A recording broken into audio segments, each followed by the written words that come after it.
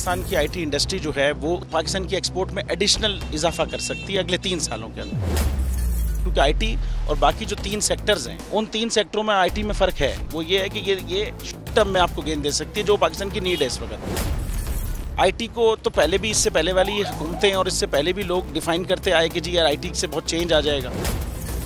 क्या वो इम्पैक्ट हुआ आईटी इंडस्ट्री के ऊपर जो हम समझते थे और चाहते थे? पाकिस्तान की आईटी एक्सपोर्ट्स इतनी हो जाएंगी कि पाकिस्तान के सारे मसले मसाइल ख़त्म हो जाएंगे? वो तो नहीं हुआ। आपकी जो पॉलिसीज़ हैं वो कॉन्फ्लिक्ट हो रहा है।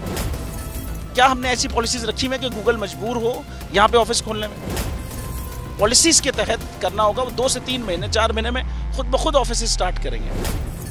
जो आपके मुल्क का आईटी का एंटरप्रेन्योर है, $100 मिलियन तो वो बाहरी अकाउंट रोक लेता है। आप उसको मोटिवेट करके उसको फिर फोकस करें, उस पर इंसेंटिव करें, वो आपको 100 आएगा तो आपका 5 टाइम्स इंक्रीज हो जाएगी फौरन।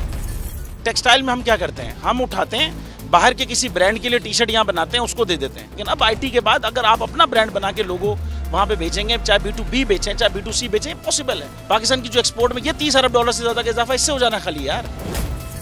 गवर्नमेंट के फंडों से इदारे बनाकर और उनके थ्रू कोई रेवोल्यूशन आ जाएगा, सवाल ही नहीं है। तो आपने इंतखाब सही कर लिया है, अब आगे चीज़ सही करनी है। बस आप सही डायरेक्शन में सही चीज़ होगी इंशाल्लाह। मैं समझता हूँ $50 अरब तक की आईटी एक्सपोर्ट में कंट्रीब्यूट कर सकता है पाकिस्तान। सब्सक्राइब करें और बेल दबाएं ताकि कोई खबर रह न जाए।